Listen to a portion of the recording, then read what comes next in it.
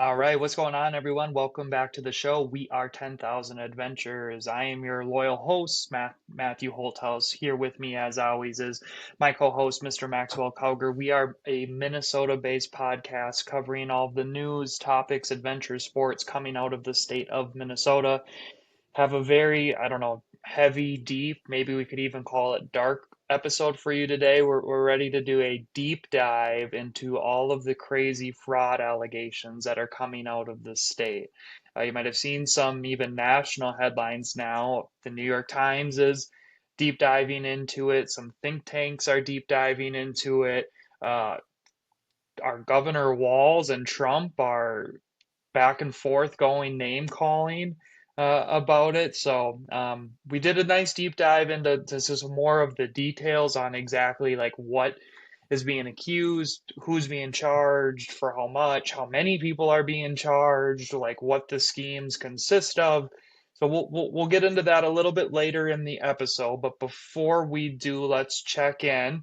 Max, it's been a couple of weeks since we've recorded. You've been on some misadventures and misadventures of your own. How have you been?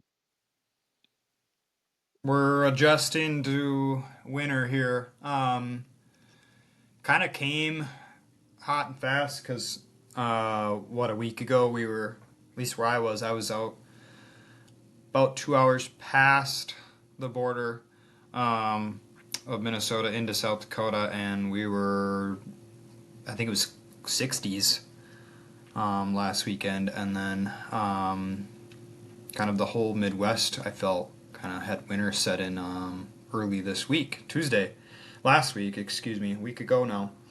And so coming home to snow and cold, and I think it's going to be here for good. Was a pretty big, pretty big change and adjustment. I feel like I'm still getting used to it. And I think you as well haven't really had to commute to work yet, so still not looking forward to that. Well, tell us about your commute back from South Dakota in the middle of the first snowstorm of the season that we had. Yeah. So I think Minnesota got this a little bit later, but this was Tuesday before Thanksgiving, and myself and my older brother Mitch were out duck hunting and pheasant hunting in just south of Redfield, South Dakota, and I had conversation with Mitch. He was deciding whether or not to leave at this time or that time around midday on that Tuesday, and we saw the weather coming. He's like, I'm gonna head out maybe a little bit earlier than I had initially planned to make sure I don't run into any delays. And I was like, oh, I always kind of have this mindset with things and just it's not going to be that bad sort of mentality. And he left at around 11 on Tuesday. It's about a 5 hour drive to the cities, generally speaking, and got home around that estimated time, about 5 hour drive.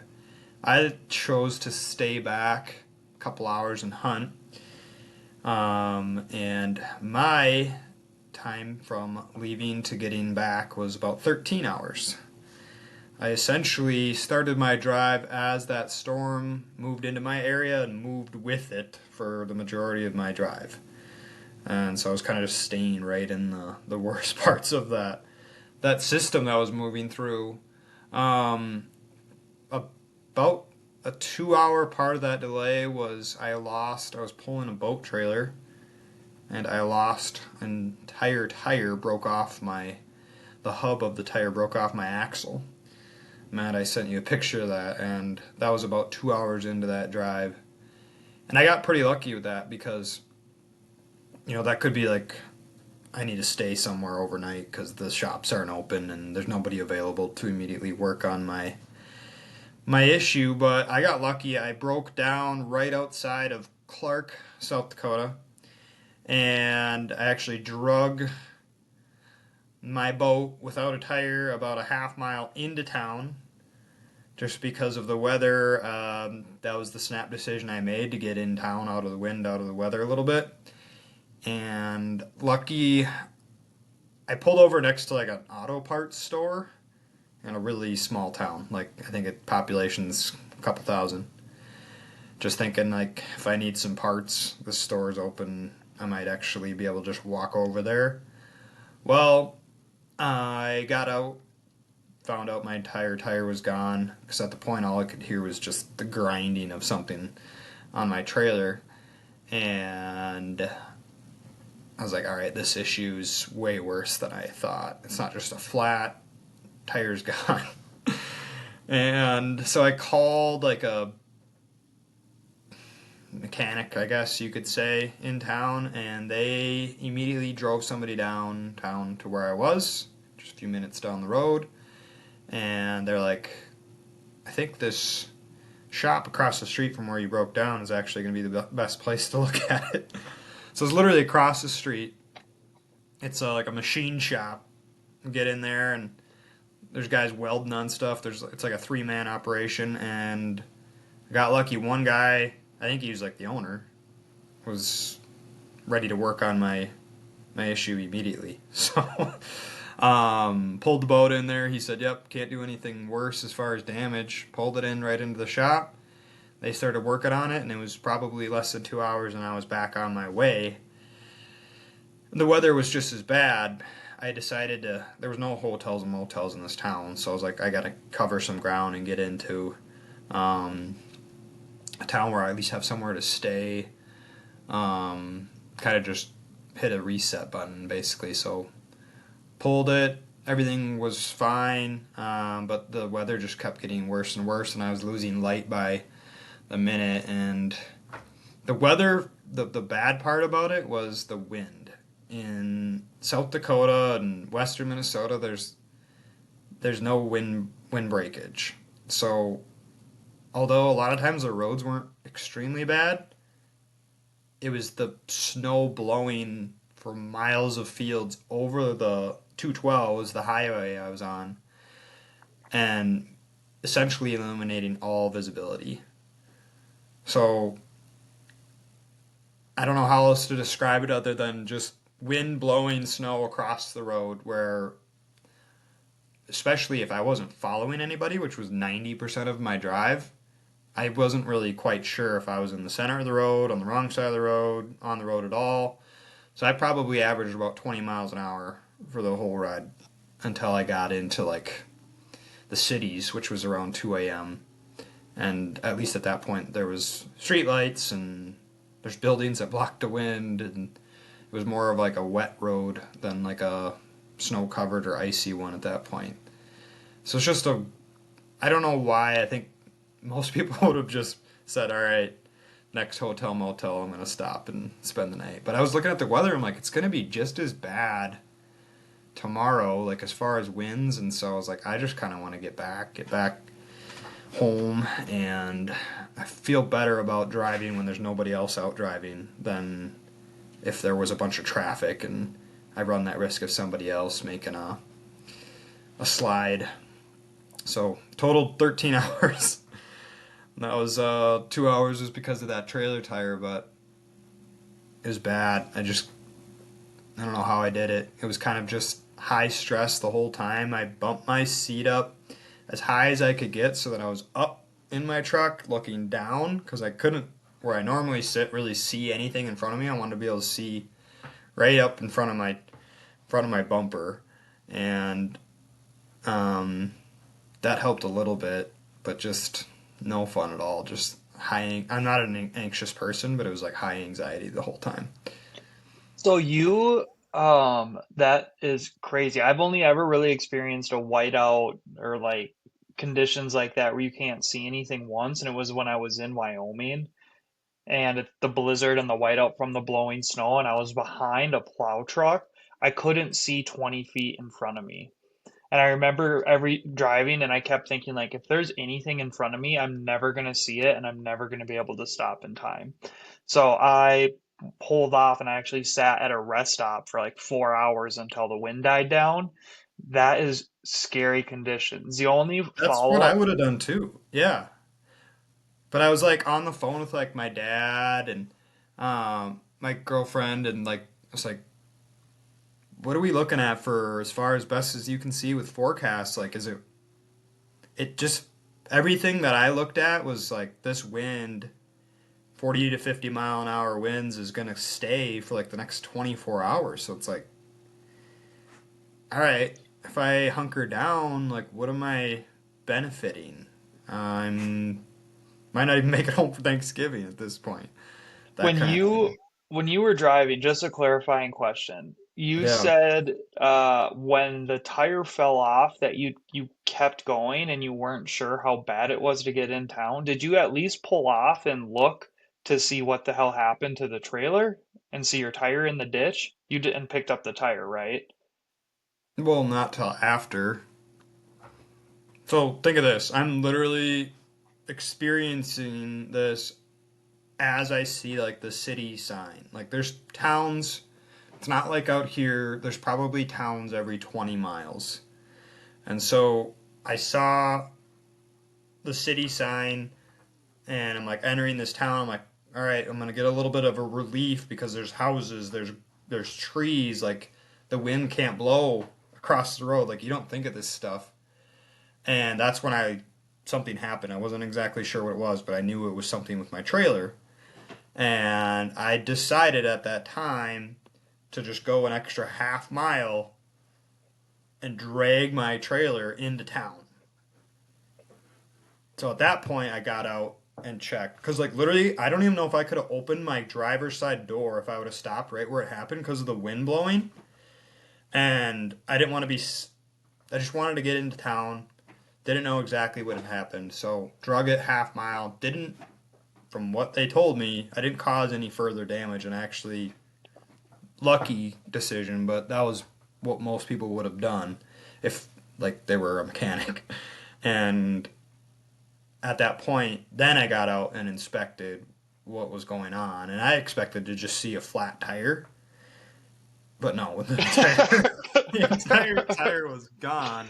So I'm like grinding the spindle that's still there on the road for a half mile, and luckily enough, most people that I tell this story to are like, didn't you have to get, I don't know all the technical terms, but like didn't you have to get this fixed, like how is it possible that this was a less than 2 hour fix? Like no, literally just like the hub of your tire where like your lug nuts are screwed into, that whole component broke off of my axle, and that's what I was left with.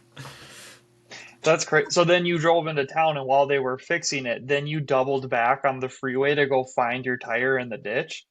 Yeah, so at that point I had unhooked my trailer and it was in their shop, and I'm like just talking to people, telling them what's going on, and um, my dad's like, "Yeah, you should go back and check, find that tire." And I was like, I already asked the guy, like, if that's something that he would need or could benefit from or would make things quicker, and the guy said no. And I was like, well, let's go grab it because it actually was just a tire that I put on this summer, like pretty new. So I actually went out and found it, and it wasn't needed for the repair, but I have it now. It's my basically my new spare because I had a spare with, and they used that, but then like the hub parts and stuff I didn't have it. Luckily, the shop had them right on hand. I don't know how. That's where this is like. I don't know how I got that lucky, but Dude, that's that small town hospitality that this they is were able crazy. to get you in and get fixed in the same day and back on the road in a few hours. That's amazing. Yeah, the first guy was like, "Yeah, maybe tomorrow morning." I was like, "Oh man, okay."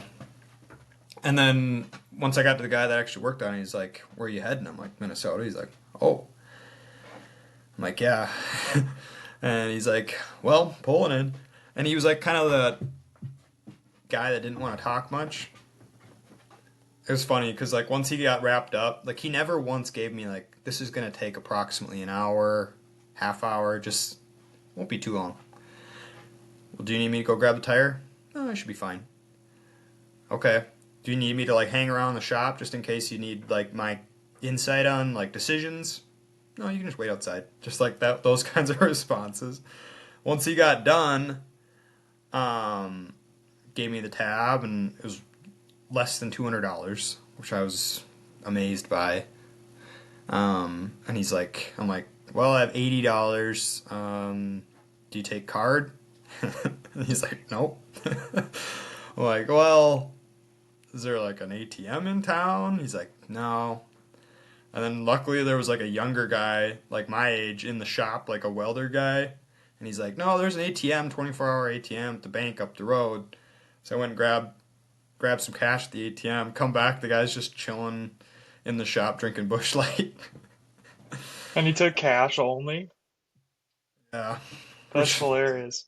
not that surprised by, but It yeah. reminds me of a time when we were going to WeFest and we were pulling a trailer to WeFest and we were driving and the trailer lights weren't working. So we got pulled over by a cop and he's like, "Hey, your trailer lights aren't working." And I'm like, "Oh, well, they were just working. We're going up the road to my friend's place to pick him up, and then we're gonna head up to WeFest. We'll get to our friend's place, we'll get them working, then we'll get on the road." So we get to my friend's place, cop leaves, we couldn't get them working, and so we're at my friend's farm debating what do we do. And so we decide we're gonna take a different route to 94 and just try to go for it without the trailer lights working, drive all the way up to WeFest without the trailer lights working. And so we took a different route to the freeway though out of town, thinking there's no way we see this cop. So we go to get on 94. This would be at the Silver Creek Hasty exit, which is between Clearwater and Monticello as you're going to St. Cloud, and the cop was sitting on the overpass to get on the freeway. So, and the trailer lights still aren't working. He pulls us over a second time, and as you know, on the on ramp to the freeway, Hmm. and he says, "I have never in my life seen this where I pulled the same person over for the same thing like this 10 minutes in a row." After I let them go, and they said they would get it fixed. And we tried to play the old, oh, they were literally just working as we left my friend's farm. I don't know what's going on. So, and then similar to your story, so he followed us from Silver Creek to Clearwater and made us get off on the Clearwater exit. And there's that Nelson Bros restaurant right there with attached to the Holiday gas station. And we couldn't get them working. Thankfully, there's a semi repair shop right there. Hmm. Same thing, we brought them in. They just happened to have a mechanic that works on our electrical available, and within a couple of hours, he was able to rewire the trailer wiring to get the lights working and get us back on the road within 2 hours. They did take card though; it was not a cash only gig. Love it. Well, Yeah, well, thanks to I think it's called Oscars in Clark, South Dakota. Because although the drive was still miserable, that was nice to have a save there. Because I don't know, with no motel in town, like where I would have stayed. Like I don't even know, in my truck for the night, I guess. So gross, dude. When that snow came, this has been kind of funny. So I bought new Christmas lights and hung them up on my house. This was before the second snowstorm. okay. So this was on Black Friday. I hung these Christmas lights up, and they're on the roof, but right on the edge. I didn't hang them on the gutter because I have gutter guards in, and I couldn't get them clipped on the gutters. So I hung them on the first shingle, if that makes sense. So they're pointed up on the shingle, not on the gutter though. Well, now that we have all this snow, it's covering the Christmas lights that I hung up. I'll send you a picture after this. So you can't even see the lights. They're buried in snow. So all you can see is a little glow under the snow. And that's probably how it's going to be the whole year. I'm so annoyed by that. But then, You use a staple gun like Clark Griswold? no, I did not go Clark Griswold on it. I used they have like clips that clip into your shingles. You like shove Yeah. them under them and they clip. Work really well, but now all of the lights are buried in snow, so it's basically a whole day's work wasted. Um, Yeah. I Yeah. and I went to the with a couple of friends. I went Wait, to the wait, wait, huh. wait. You should just get those lights that like dangle down, like they're almost like icicle lights. Yeah, I When should have. you, because then that's the only kind of lights that I've ever hung up. Then at least like if you're a little higher than you would prefer, they kind of drape down a little bit out of potential loss of getting buried in snow. But too late now, I Ye- guess, for you. Well, and what you need to know is those lights aren't classy enough for the Holthouse household. We had Okay, to get these specific lights because they matched our house and decor the best. So, gotcha. trust me, those ones are much easier because they don't have to be perfect. The length between each one and the light bulb doesn't have to be perfectly facing because they're big bulbs. They're those big bulbs. So each individual bulb has to be placed. Yeah, those icicle dangling ones, yeah, they can just be droopy and you just zip them right up. No, no, no. We're classy lights at the Holthouse That's household. too trashy. Yeah, Okay. but you Well, you'll can't. see those at the Calgary household. Um, well, other than that, last thing before we get into some of the fraud stuff, uh, went to the Gopher Badger football game and posted some highlights to it on our Instagram page. If you're not following already, go over, give us a follow on Instagram, 10,000 Adventures Podcast, and you'll see our latest post is from that Gopher Badger football game. Diabolical, but we did it anyways. We beat an unranked, terrible Wisconsin Badger team, and we stormed the field. The field storming is absolutely out of control, but it was a snow game. It was so much fun. The amount of snow coming down the entire game, and it was just kind of a sloppy big boy football, not a lot of passes, very few big plays. Just grinded out like 5 runs punt, 5 runs punt. Gophers won 17 to 7. Um, but storming the field was a lot of fun and doing like snow angels on the field. Um, Gophers are undefeated this year at home. So they're I like, can't believe that. that's Because kind of cool, what's our right? record away? Well, we're 7-5 on the year. I think so. I think we're maybe 6-0 at home and 1-5 on the road. What are the And now, chances? I mean, all of and our matchups that we were predicted to lose, we've lost. So those were all road games. Iowa, Oregon, Ohio State, well, those games.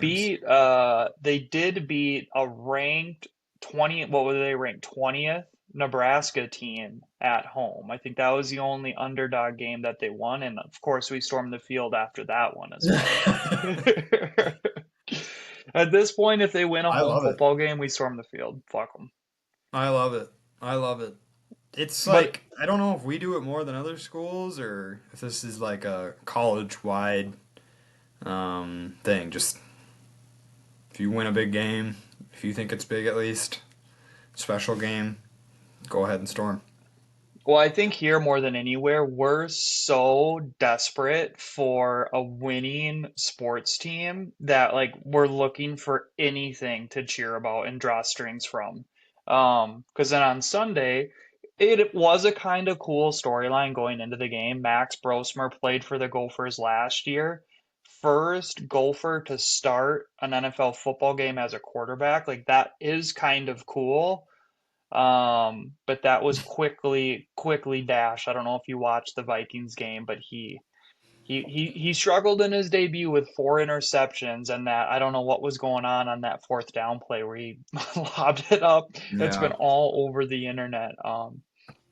Just how terrible that went for him. So maybe he'll rebound. And then the next day the Vikings release Adam Thielen, who looks like he asked to be released to go play for a contender or maybe get some more snaps somewhere, which is kind of crazy to think because he asked to be traded from Carolina to here so that he could play for a contender. Hypothetically, that was going to be us, but now Carolina might win their division and make the playoffs without him. So just when it rains, it pours with that football team, man. I don't want to spend too much time on them because it's going to make my blood boil.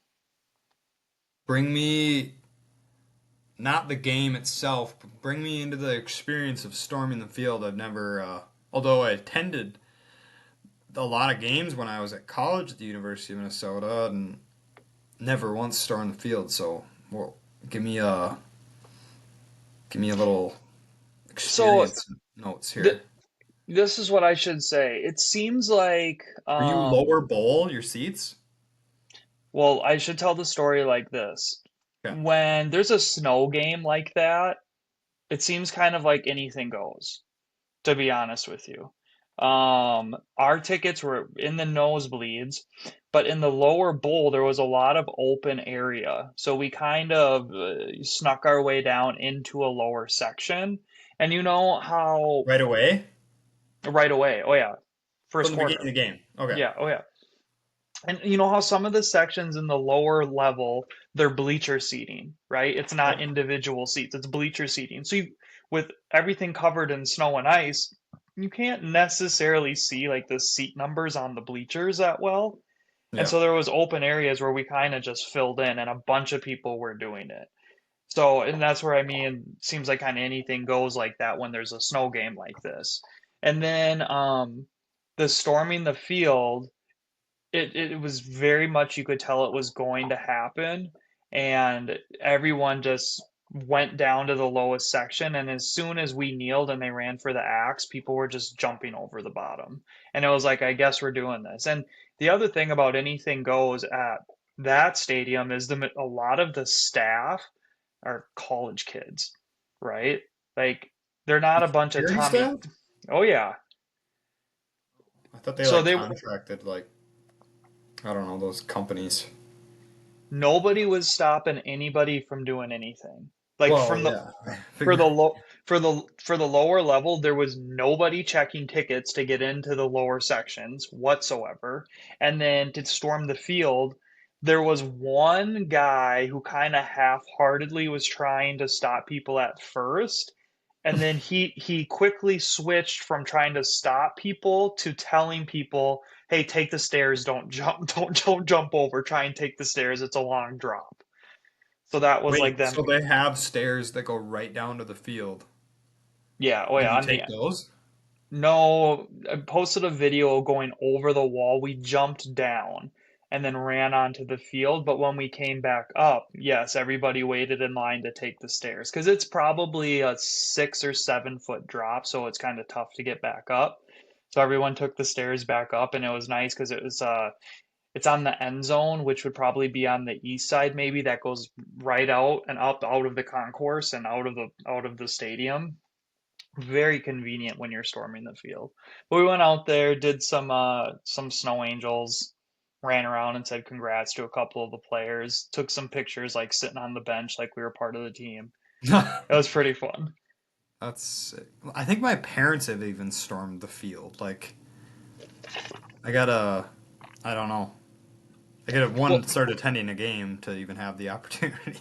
I know you were nice enough to ask me to go, and I had a Thanksgiving with extended family. But yeah, I like hearing about it because it seems like, especially with the snow, like that might be a once in a lifetime thing. well, and it's crazy because I'm not the biggest Gopher football fan in the world. So the last game I went to was when we upset Penn State at home. This was 7 or 8 years ago. I remember it was on deer hunting opener. I went right from the deer stand. I got down from the deer stand at 9:30. I drove right to the stadium and went in. Like literally and still and wore my bibs from the deer stand to the game.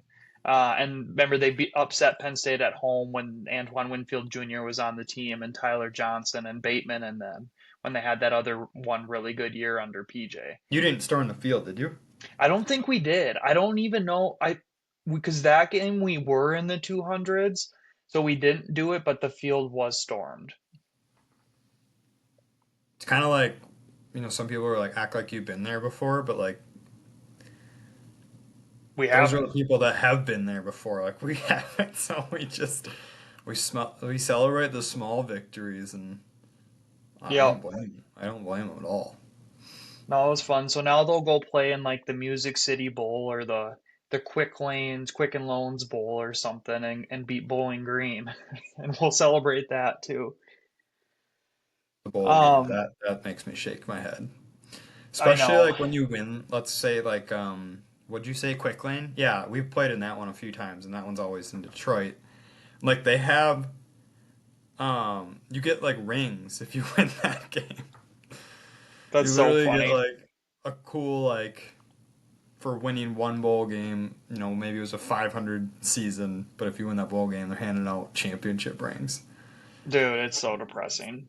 Yeah. Let's get into a little bit of a deep dive into some of this fraud stuff. So it's dark and it's crazy, infuriating, whatever you want to call it, but it is a hot topic right now, especially in our state with everything going on. We've done a pretty good job covering the feeding our future stuff. I know we've had a couple of different reporters on to kind of talk about it, but I want to start there. And kind of recap that for anyone that doesn't really know it. Um, there's a quote from the main district attorney prosecutor who's looking into this stuff. His name's Joseph Thompson. I want to read his quote about the fraud specifically in our state to kind of frame this up. So he said, what we see are schemes stacked upon schemes, stacked upon schemes, draining resources meant for those in need. It feels never ending. I've spent my career as a fraud prosecutor, and the depth of the fraud in Minnesota takes my breath away. And in the show notes, I'll post a couple of the links. This is directly from the Department of Justice, their website, when they're announcing some of the prosecution and the charges coming forward. These are quotes right from him that are in there. So, and then I don't know if you've seen in the news lately, Trump called Walls completely retarded a couple of nights ago in talking about this. Then he's trying to say, like, we got to deport all of the Somalis and take away their protective status from in the state. And then Walls isn't really acknowledging the fraud. He's just like taking shots at Trump, kind of going back and forth about him saying that. So this is like national world news right now. New York Times wrote a nice piece about it to break it down, but let's start about with the feeding our future. So that's the one that's kind of it's stemming from, or is the main origin case, we should say. That's at $250 million stolen from a federal child nutrition program. Feeding Our Future was the name of the nonprofit that did the most of the fraud, or they were the main organizer, we should say it. So, and it was interesting. So, Feeding Our Future in 2019 got stopped from taking money from another program called SNAP because they were worried that they were committing fraud then. So they actually were trying to take funds before this, got stopped. Then when COVID hit, they came and were sending reimbursement charges through this child nutrition program. Okay. So we've talked about it. I want to give a little bit of kind of how the fraud worked. So Feeding Our Future got approved to get reimbursed for providing meals to children during COVID, right? Schools were closed down. These kids relied on school lunches. So they made a program, this child nutrition program, where they were paying companies that were organizing to host feed sites to feed kids who weren't getting food from schools being closed or being virtual. So Feeding Our Future was a nonprofit that opened up shop and was charging the child nutrition program for meals. Okay. Then underneath them, there was a bunch of smaller companies who said that they were helping facilitate this. So they were providing the food, they were doing the distribution of the meals, they were doing the coordination, and then they were billing the child nutrition program. Child nutrition program had almost zero oversight, so it was all just being paid. And we've seen some of the stuff coming out in the news where like the amounts of meals that they said they were feeding per day was more than there's a case from Park Rapids where there was a business in Park Rapids said it was providing more meals per day than the amount of people that lived in the town of Park Rapids. And they were just zero oversight on it. They just kept getting paid on this stuff.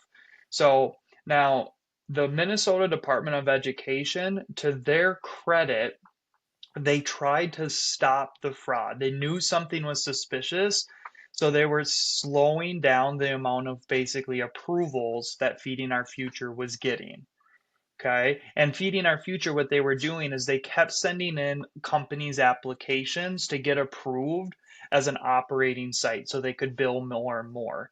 The Minnesota Department of Education kind of is like, there's no way this is happening at this level. So they tried to slow down the approval process of these applications for these other companies to be involved.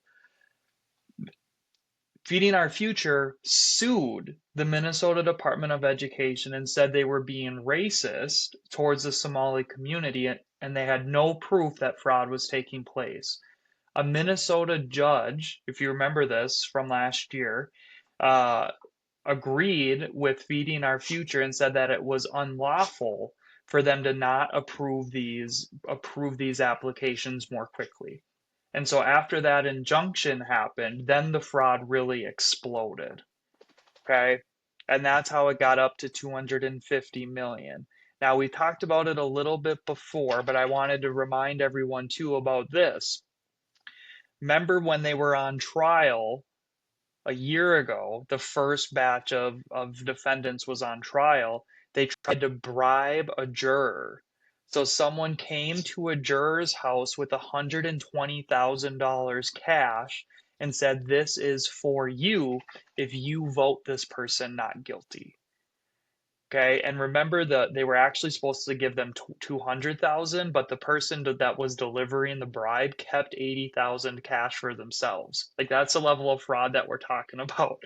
It's so intertwined and like instead of giving the 200, I'm going to skim a little off the top. There's a lot of skimming off the top happening here, and that's where it's going to get convoluted around how much did people know of the fraud was happening, who's really the guilty parties. We'll see how deep they go with it. But as we record this podcast, 78 people have been charged in relation to the Feeding Our Future case. 78 people, 77 of them are Somalians. With the one person that's not is that Amy Bach, who was the founder of Feeding Our Future. She's kind of considered as the main conspirator in all of this.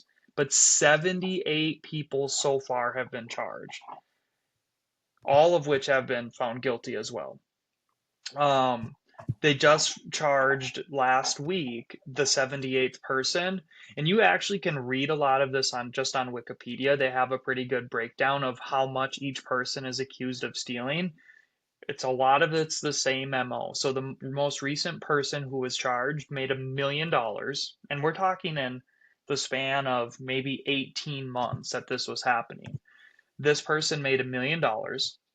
They sent $100,000 of that abroad back to Kenya. They sent $87,000 back to Feeding Our Future in the form of a kickback for this. And then the rest of it they spent on a house, they spent on luxury vacations, they ran up credit card bills, um, and bought a fancy car. So some of that can be clawed back, but most of that is just gone. So that's Feeding Our Future. So keeping track at home, that's 250 to $300 million from that one fraud that only was open for a couple of years. This was like a COVID thing. So that was like within a couple of years, they submitted 250 to $300 million of fraudulent claims that got paid out. Okay. The next one we have that is an ongoing fraud thing is the Housing Stabilization Services Program. So the Housing Stabilization Services Program, this dates back to July of 2022. So we're talking less than 3.5 years that this has been around. Okay.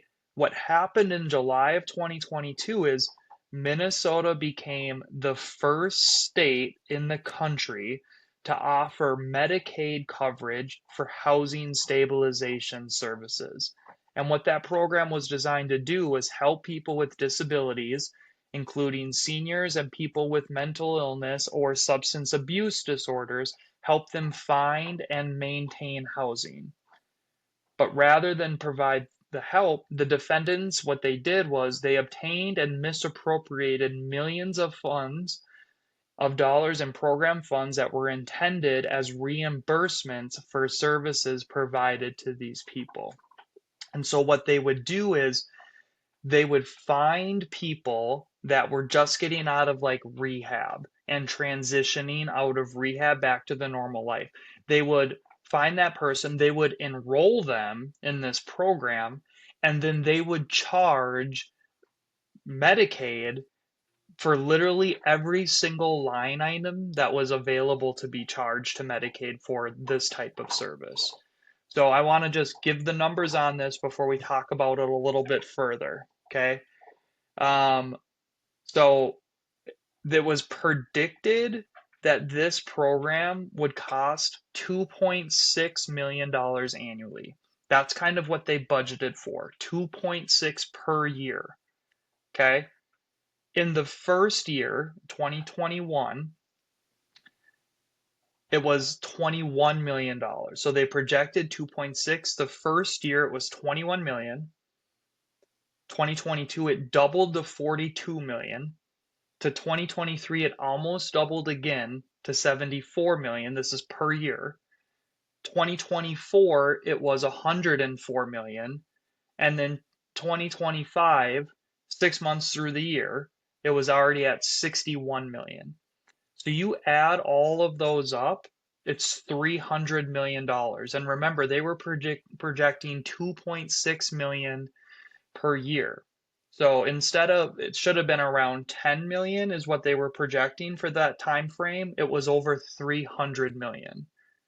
So if you think that the delta is fraud, that's $290 million of fraud from this program. Okay. So far, this is a very new and kind of fluid. Eight Mm-hmm. people have been charged so far in this scheme. All of them are Somalian. And the people that have been charged so far are the people that created the businesses. Now, here's the thing, and this is where it's going to get into a gray area of who knew what and who should be held responsible. So that what they did is they had businesses that they started. Those are the eight people charged. They all had employees under them. And what they did is they gave the names of the people that were enrolled into the program. And then they had their employees who were being paid hourly do all of the billing to Medicaid. And we're telling them, hey, you need to bill for literally everything you can think of, and every line item needs to be billed to the max to Medicaid, and you can be and will be reimbursed for it. And that includes overcharging for hours they didn't work. So, for example, that employee maybe worked for 4 hours, but they billed for 12 hours, is what they're billing Medicaid because that's the max they can bill on that line item. And they just maxed it all out. So then the question kind of becomes, well, how much did they know, right? Like, you're being told to bill for everything. You and I would know if I worked for 8 hours, but I charged for 12 hours, like that's probably not the right thing or ethical thing to do. Should you be charged with fraud for that? I don't really know. Like, what do you think? Uh, yeah, you probably should be. I Right? I mean, they mean, gotta set they gotta set a standard here. 'Cause this is yeah, well beyond getting out of hand at this point. You said that this right now no one has been charged, or they have been charged. It's just not through the legal process yet. Sorry, I they missed have that. been charged. It's not through the legal process yet. So for That's just this, started. yep. So for the HSS one, that the housing stabilization services, eight people have been charged. All of them are Somalian. That's where it stands right now today. And they just announced these first wave of charges within the last couple of months. And um, the main district attorney that's leading a lot of this that Thompson, he has said on multiple occasions, this is just the tip of the iceberg with this stuff. Like it goes deep and deep and deep. And this tip of the iceberg, these are just two programs that we've gone over, and we're at 600 million in fraud. Now they're the two probably biggest ones, but it's actually insane. So I don't have the number on how many housing stabilization providers they're like this balloon to, but so far this year, 77 companies, so 77 separate entities that said they were doing the housing stabilization providing. 77 have been terminated this year due to credible allegations of fraud. 77 separate companies. Now, some of Wow. these companies, like one person might have been managing multiple companies, I guess, but a lot of them had multiple employees working there too and helping do all of the billing over to Medicaid. So that's insane. We'll see how much that goes. We'll keep it up to date. But yeah, that's so between those two, you have 85 people, no, 86 people that have been charged, 85 of which are Somalian. Okay, let's go to the next one that's kind of becoming the hot button topic as we go through this. So the next one is the Autism Center fraud. Now, we've talked about this a little bit on here earlier this year because two autism centers have been raided, one in St. Cloud, one in the metro area, and for fraudulent activity due to autism center. Okay. Again, the autism center fraud is they're billing Medicaid for autism treatment and therapies. So let's go through the numbers of how this has exploded in the last handful of years. Okay. I don't have a number to reference in terms of like what they thought the budget should be for this or what they thought it would be going into it, but this is how these numbers have exploded. So in 2018, autism centers were charging Medicaid in the state $3 million dollars a year in 2018. The next year, 2019, it went from 3 million to 54 million. I don't know how that doesn't cause a red flag for anyone doing any accounting, but it went from 3 million to 54 million the next year in 2019. In 2020, it jumped to 77 million. Okay, listen to these numbers. In 2021, it jumped to 183 million. In 2022, it went to 279 million. In 2023, it was at 399 million. The data is not available for 24 or 25. So in the matter of 5 years, it went from 3 million to 399 million people that are billing Medicaid for treatment for autism in the state of Minnesota. If you add all of that up, that's $995 million in that time frame. Okay, that's $1 billion. If you think the majority of that is probably fraud, I'm not saying it all is, but probably a lot of it is. Like that's almost $1 billion from that one program. So if you add these two programs up, you're at $1.6 billion. And that's just in these three programs, okay? Now, for the Autism Center, we talked about those two places have been raided. In that time period, autism centers that were providing treatment to autistic children went from 41 in 2018 to 328 autism centers in that 5 year period. Of that 328, 85 are currently under investigation for fraud. Now, that doesn't mean they're all 85 are guilty. It also doesn't mean that they aren't going to investigate more of them. But 85 divided by 328, that's almost a third of them. That's about a fourth of them are under investigation for fraud.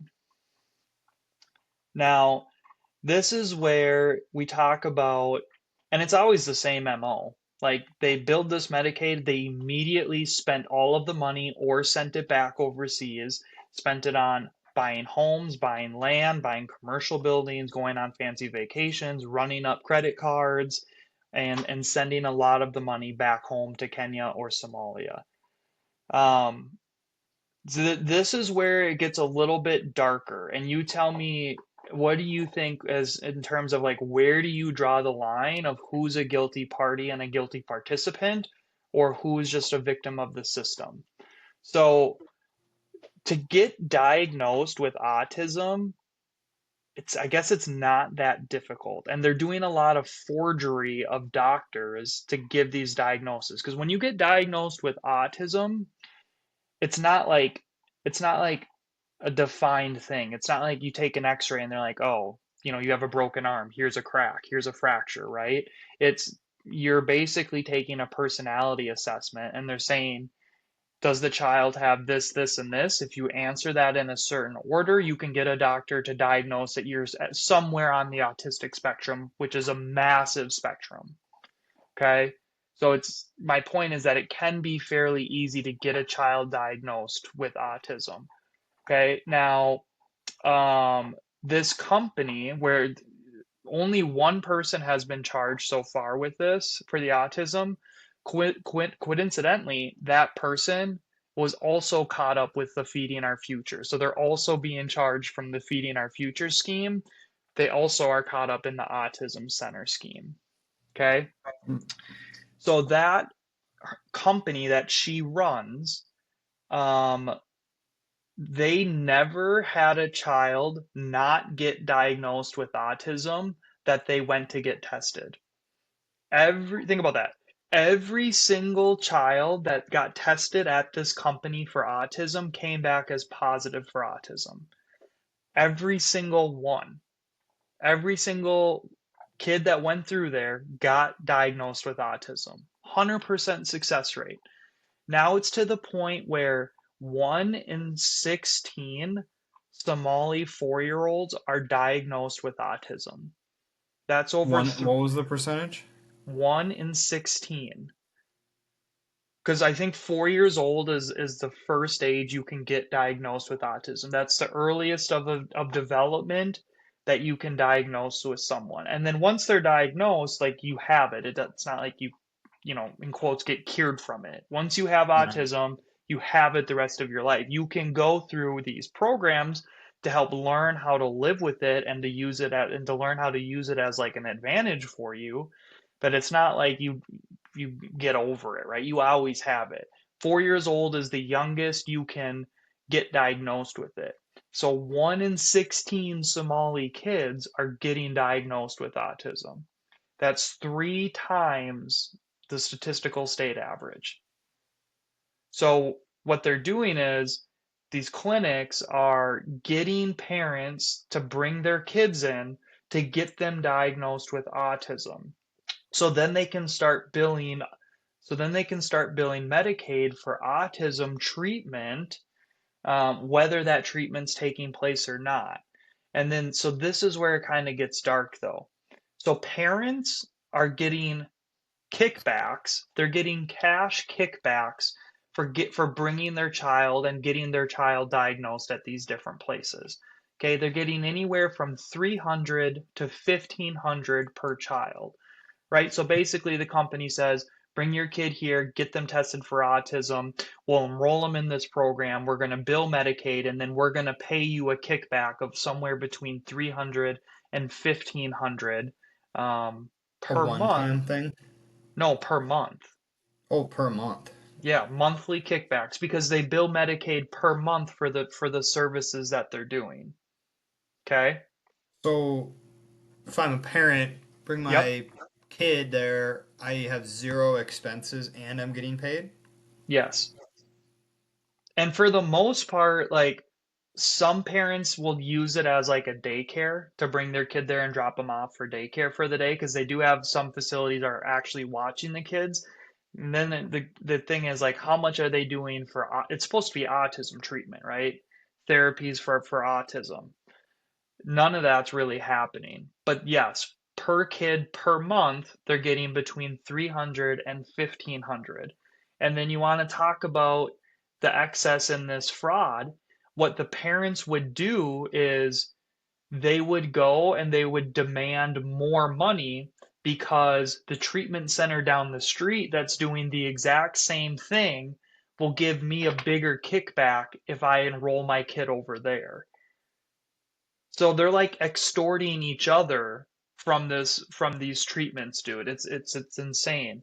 Um, and then it just kind of compounds from there. So what they would do is on top of that, you would have people that like drive taxi or you have a transportation company. Well, what they would do is they would bill the company saying they would pick the kids up and drop them off every day for their autism treatment because the person didn't have reliable transportation. Okay. So that's just kind of like how the money funnel works here is you have a kid, you get them. Sorry about that. We had some technical difficulties there, but yeah, man, in a nutshell, that's basically what it is. So the transportation company will or won't, I don't even know, bring the kid to the treatment center, and then they will bill the company, which then in turns bills the Medicaid. And then it just all compounds on itself. So the depth of it is all of it is absolutely insane. And then like we talked about, pretty much everyone knows it's fraudulent and they're not doing any services, but they're just billing all of these things, and the billing was going absolutely unchecked. So to kind of wrap it all up, those three different things that we looked at, that's $1.6 billion in fraud from those three different programs. I actually took a screenshot on Instagram because there's this Twitter handle. I don't know if you've seen this, but they say they represent a ton of Minnesota Department of Human Services employees, and they've been tracking where all of these things have come from. So there's another one that we haven't talked about called Frontline Workers Bonus Pay. They estimate 45 million fraud in that. Evergreen Recovery, another 28 million in that, and then they have another countless millions going to unemployment benefits that they expect complete fraud happening from. And they say they sent this to Walls, to everyone in his office, and not only was it ignored, the whistleblowers were actively retaliated against. Again, who knows if there's any truth with that? That's kind of just an Instagram handle that says they represent employees in these offices that said they were trying to do the right thing. And then, I get how it can be a tough thing where it's like, if you're coming off as you're attacking a minority community, that's not a good look, especially if you're in a Democratic-led government. That shit's got to get shut down real quick. But the problem here is we've been so empathetic and we swung the pendulum so far towards we always have to be empathetic of everyone's situation that there's no guardrails for bad actors to come in and absolutely exploit that to the tune of billions and billions of dollars. And so I'm a little bit almost excited, but sad to see the level that this fraud gets to. Once we get to give it a year, probably will be more than that before we see the full scope of it and all of the people charged. But as we're recording this, yeah, what did I say? 78, 8, and 1. So we're at 87 people that have been charged from those three that we've looked at to date, with it seems a whole lot more pending. And then how far do you go? Like, do you charge these parents who are getting the kickbacks and telling one company, like, this other company's going to offer me a higher kickback, we're going to enroll our kids there? Like, should that parent get charged for wire fraud? So we'll see, but it's freaking crazy, crazy, crazy times right now going around the metro of Minnesota. Yeah, it's sad. Just like the programs had, if you just if you just explain what it's about, at least on the surface, you're like, yeah, this is a need, and there's people that should definitely take advantage of it, but then it gets exploited, and that's the sad part. We can't just do this generous sort of approach to these things that need government funding without fear of being fraudulent activity just hopping all over. But then the insane part is how carried away these all get, I and I know. don't know like how that happens from an estimated 3 million on an expense. I'm sure who knows how they got that number, but I'm sure it was based on something. Um, and ends up being 400 million, like 500, or excuse me, 5 years down the road. Like, just how does that not get? How does it take 5 years to expose all of this? It's crazy. Yeah, we'll see. There's a lot of blame to go around. A part of it is you're right. These things were and are needed to some extent, not to this extent that they're getting charged, but there is a need for them. Part of the problem is they had such low barriers to entry to qualify for these things as a company.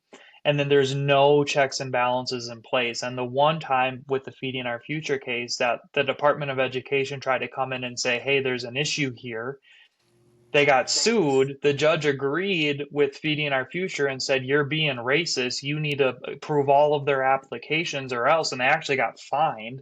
The Department of Education got fined for not processing these applications and basically helping the fraud enough. The other part is that we didn't even talk about. So two people got convicted by a jury for fraud for $7 million. It was a couple. Did you see just last week a judge reversed a jury's decision? A jury convicted them in like 4 hours, and the jurors said, based on the evidence we were presented, it was a slam dunk case. The judge overturned the guilty jury conviction, basically stating that the prosecutors didn't do enough to rule out other possibilities. And they even acknowledged in their dissertation that the fraud level was very concerning, but that the prosecutors didn't do enough to look around and try to rule out other things. They just honed in on this. So it's like even they're even getting away with it after getting convicted because they're getting their overturned their case. It's just insane. And these judges don't get held accountable, of course. You don't have to be held accountable for the decisions you make. When you're a judge, you can just make these decisions and then life's supposed to move on. It's insane, bro. I mean, yeah, I it's a frustrating thing, and kudos to you for digging it up, trying to condense down the details because I know it's a lot and lots more than we'll ever know. Details that get exposed or never get exposed. Because yeah, it's like first thing you think of is like, man, this is what my tax dollars are going to, and then the second thing you're like, how do we make sure that we have these things in the future? They have a speedy review process so that the people that do need them can get them. They have, they don't feel like they're being investigated every time they try and get federal funds, but it's almost necessary at this point because otherwise there's no way to rule out that it's a fraudulent request. Yeah, It, and it, my it's just going to friend. slow it down. It's going to slow it down, and some Mhm. families, some kids might not get funds because of this. Because it's going to be probably needed to go the opposite route where it's so difficult to get these funds because of all the Yeah, fraud, and my prevention that's installed. Yeah, like one of my friends works at like a treatment facility that worked with the housing stabilization services that was legitimate to try to find people housing. And she said like the whole program's been shut down at this point because there was so much rampant fraud. And she works at a legitimate company that needed it to help people that actually needed it with housing. And now they're literally and figuratively just left on the street, because they can't determine or decipher between which is fraud and which is legitimate when they get these applications in. So it's crazy. That's We'll the keep. worst. Yeah, that's the worst part about all this is the good ones are the ones that are are gonna feel it at least Hmm. initially, and it's because everybody else ruined it for them. So hopefully they can fly through these process and identify as much as they can and put as many of the bad guys in their place. However they do that, give them punishment, lock them up. Throw away the key. Yeah, it's sad, but here we All are, right. great state Yeah, of I Minnesota. I told you it was going to be a dark episode, so appreciate everyone hanging on and staying in there with us. We'll keep updating this story as kind of updates come out. We thought it was a really important thing to cover, especially with all the story and buzz around it right now. But follow us. Come back next week. We'll be have a little bit more cheery episode as we kind of break down some Christmas slash holiday pop-up bars that are popping up around the state. So we'll see you then. We hope between now and next time you get a chance to get outside and adventure. Bye, everybody.